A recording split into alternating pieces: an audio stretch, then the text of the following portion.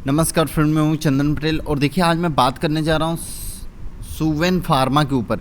देखिए इस स्टॉक का जो अभी करंट मार्केट प्राइस चल रहा है 515 रुपये 70 पैसे। अगर हम इस स्टॉक की तेज़ी की बात करें तो 30 रुपये 65 पैसे की तेज़ी। अगर हम परसेंटेज की बात करें तो 6.32% की इस स्टॉक में तेज़ी देखने को मिल रही है।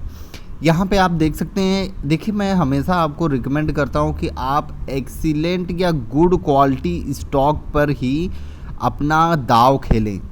देखिए हम छोटे इन्वेस्टर हैं तो हमें पूरा सेफ चलना चाहिए, एकदम सेफ चलना चाहिए, ठीक है, कि हमें ज़्यादा लॉस ना हो। यहाँ पे आप देखिए इस स्टॉक की जो क्वालिटी है वो एक्सीलेंट है, बहुत ही बढ़िया है, लेकिन एक इसमें थोड़ी सी कमी है। क्या है कि ये वेरी एक्सपेंसिव पर आपको मिल रहा है। किस चीज़ पे? वेरी एक्सपेंसिव पे। लेकिन कोई बात नहीं है, अगर वेरी एक्सपेंसिव पे मिल रहा है तो हम कैसे इस स्टॉक में इन्वेस्ट कर सकते हैं या ट्रेड कर सकते हैं, वो आप ध्यान से सुनिए।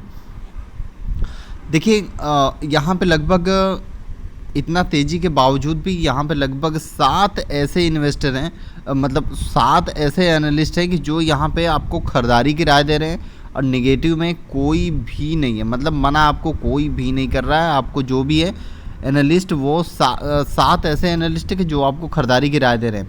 यहाँ पे आप ध्यान से देखिए इसकी रिटर्न तो उतनी ज़्यादा कुछ खास नहीं है, लेकिन फिर भी यहाँ पे देखिए ये लगभग 6 महीने से डाउन में है।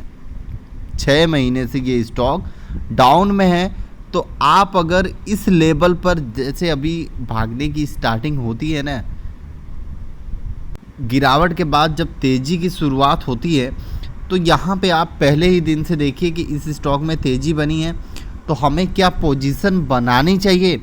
अगर आपको इस स्टॉक में पोजीशन बनाने जैसा दिखता है तो आप वहाँ पे पोजीशन ज़रूर बनाएं। और कैसे बनाएं? आप स्टॉप लॉस के साथ बनाएं, क्योंकि स्टॉप लॉस जो है वो सबसे बड़ा हमारा साथी है। अगर हमने स्टॉप लॉस नहीं लगाया तो हमें भारी नुकसान होने की समझ लीजिए कि एक रहता है कि हमें भारी नुकसान हो जाएगा, ठीक है। और यहाँ पे अगर मैं इस स्टॉक में इन्वेस्टर की बात करूँ, देखिए किसी भी स्टॉक में अगर आप इन्वेस्ट कर रहे हैं शॉर्ट टर्म या लॉन्ग टर्म के लिए, लेकिन आपको यहाँ पे देखना बहुत ही ज़रूरी है। देखिए जो मेजॉरिटी शेयर होल्डर है वो प्रमोटर के पास है, गिरवी रखा हुआ शेयर कुछ भी नहीं है। म्यूचुअल फंड की लगभग 12 स्कीमों ने यहाँ पे इन्वेस्ट करके रखा है, लगभग 4.94% की होल्डिंग लेके। यहाँ पे जो एफ आईज हैं लगभग 97 एफ आई ने यहाँ पे इन्वेस्ट किया है 8.03% की होल्डिंग लेके। यहाँ पे आप देखिए जो शेयर होल्डिंग पैटर्न है, प्रमोटर के पास लगभग 60% की होल्डिंग है, अदर डीआईज के पास लगभग 0.87% की होल्डिंग है, नॉन इंस्टीट्यूशनल के पास लगभग 26.16% की होल्डिंग है, ठीक है।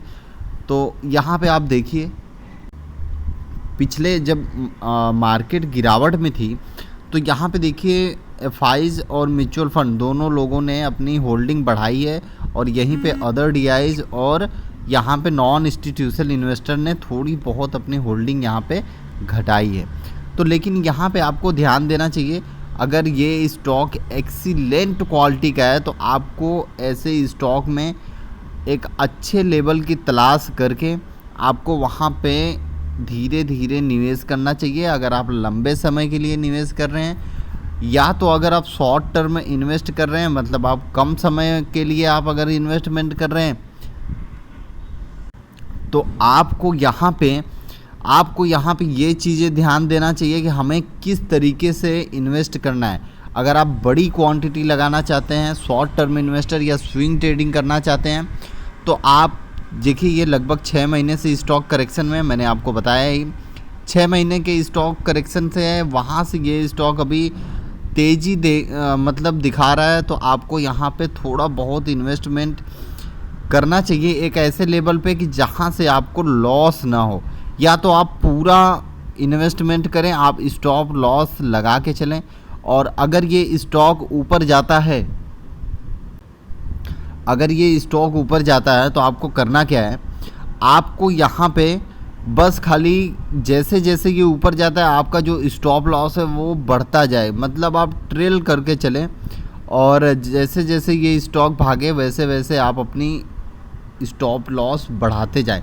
उससे क्या होगा कि अगर स्टॉक में गिरावट आएगी या करेक्शन आएगा तो आपका जो प्रॉफिट है वो लॉस में नहीं जाएगा, आप प्रॉफिट बुक करके वहाँ पे निकल जाएंगे। ठीक है, ओके, थैंक यू फ्रेंड।